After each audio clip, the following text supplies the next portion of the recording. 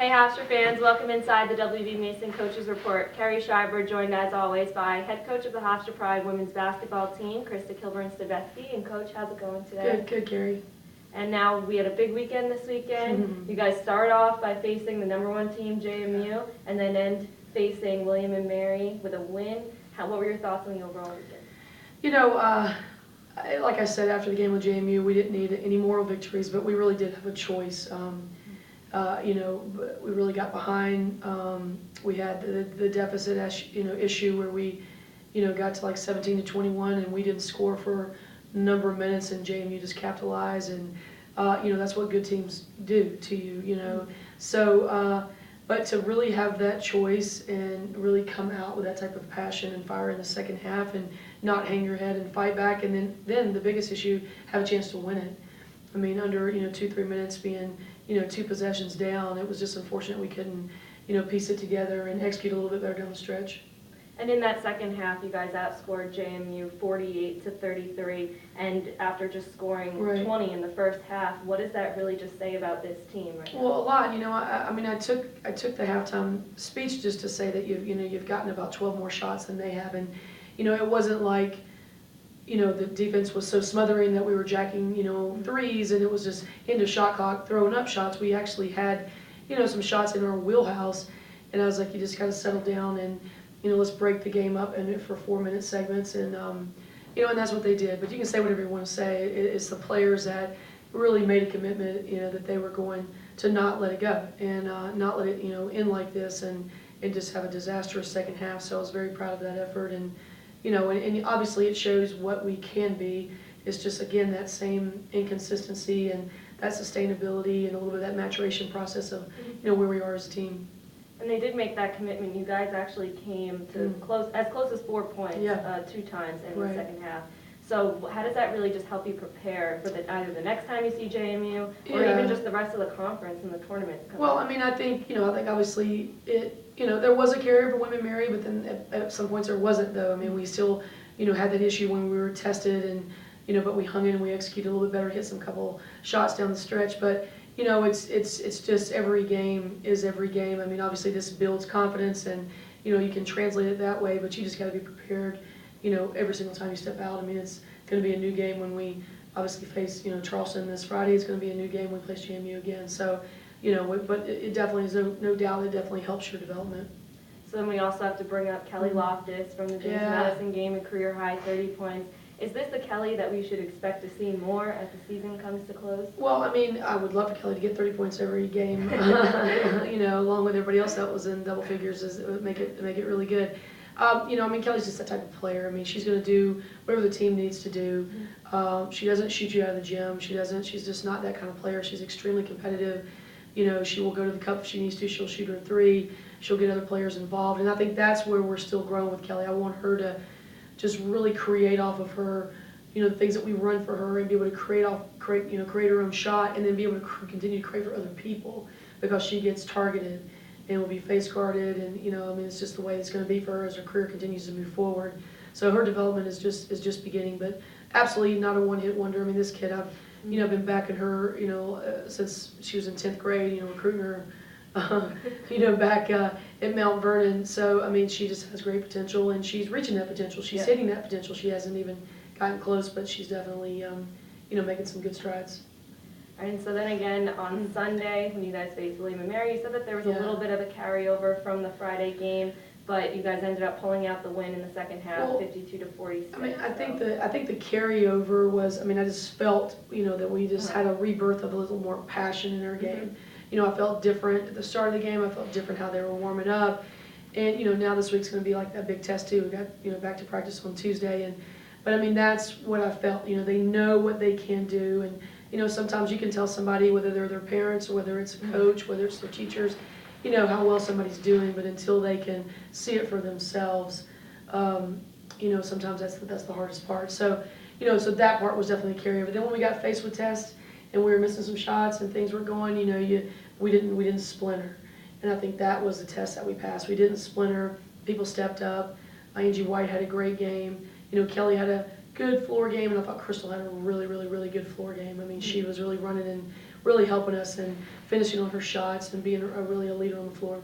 Something we saw from Krista Luciano was a couple of big steals. Right. How did some of those moments just help the momentum of the team? Yeah, I mean, I just think she defended extremely well down the stretch and just, stepped it up a notch. And, I think that was just a huge, factor to our success. And, I talked about Deanna Thomas-Palmer hitting that big shot. That's your role. If you have a role that you can come in, whether you're a really good defender and you can defend for us and take care of the basketball, or you can come in and get a couple shots to give us some breathing room. As people were kind of, really understanding their role. You mentioned Angie White as well. She had a career high 17 points and 12 rebounds. So what have you seen? I know we talked about her last week. Right. And what has her confidence really done on the floor? How confident does she feel? Yeah, I mean, I think, she's definitely getting much more confident. I mean, she's the kind of kid that you can't judge her nonverbals very much. She'll be really way off mark. I mean, she's learning how to play through. She's not that mentally weak. Again, she might look a little bit defeated if something happens, but she just turns it really quick. And I think that is, something that a lot of young kids are missing, that, like, just turn it. Yeah, you might be mad for 1 second, but you got to turn it. You got to go to the next play, and she does, and she's coachable. And that's what I was telling her after the game. I can get on her. I don't need a player to come back behind her and go, oh, Age, okay. No, she can take it. She knows. She does know, and, and she wants to get better, and she does listen, and, she has a great upside. So I'm excited about her. You can tell in my voice. I mean, the more that she can keep contributing, and her and Kelly and Crystal are playing well off each other, and, so I think it's good things coming. So then, of course, Sunday was also Alumni Day. So what was it like seeing all the alumni there, getting honored during the media timeout, and having them on Pink Day as well? Right. Well, the whole weekend ended up being good because a lot of the alums came for the men's game on Saturday night. Yeah. And then we had a 10:30 alumni game, and that was fun. And our players were able to get there right after their pregame breakfast and come and watch for a while. And so some of the kids, obviously, that they know, Candace Vaughn, Nikki Williams, Sam Brigham, so some of them kids in my tenure. And then you had Kate Gordon, you had Lisa, you had Melanie Carpenter, Liz O'Brien, you had Sue, you had, Meredith Jones, who's a basketball coach at Freeport High School, you had Kim Koch. So you just had this whole crew of people. Christina Biedny came in. So it was just, for them, it was awesome. You could see they just had a great time. They felt like VIPs all weekend long. And I just thought, Megalatis and Courtney just did a great job, promoting it, and, getting them, to make them feel very, very special. And that's just a start. We haven't had an alumni weekend like that. We've been, come back and announced teams and gave them honors, but for really just to put together a group of people, and they got on social media, and they came and they had a really, really good time. So it was just great. And then they spoke to the players for the game.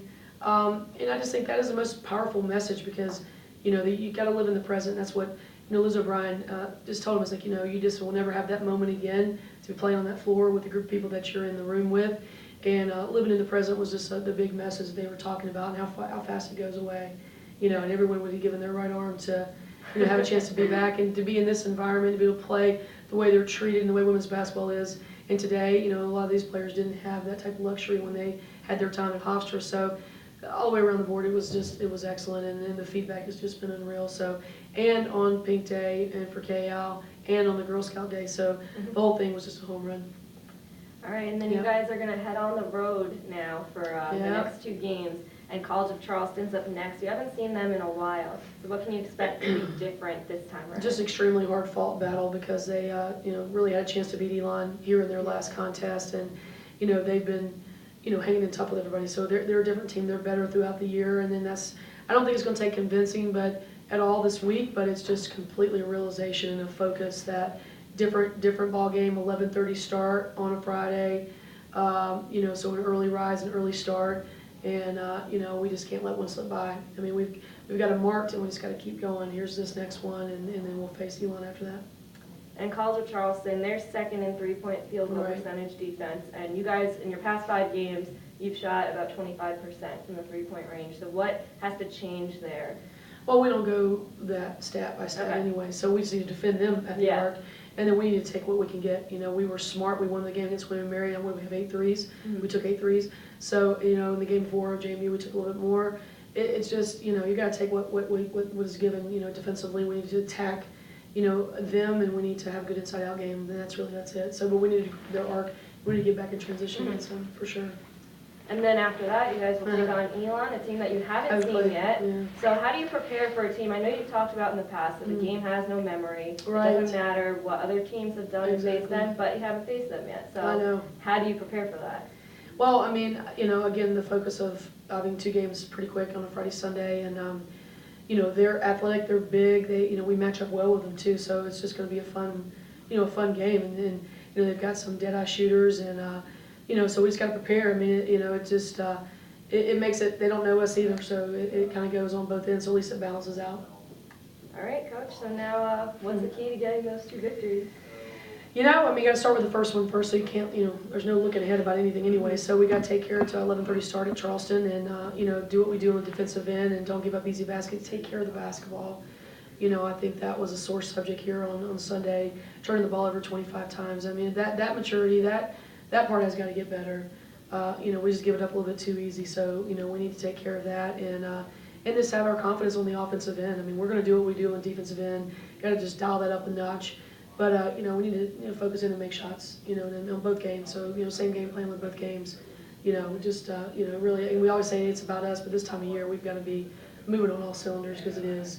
It's about what we're doing, how we're handling pressure, how we're handling change or things we haven't seen in game adjustments, and that's what we've got to do and to get better. All right. Well, head coach of the Hofstra Pride women's basketball team, Krista Kilburn-Steveskey, thanks so much for the time. Thank you. Appreciate it. Thank you. And you can follow along with the women's basketball team all weekend on GoHofstra.com.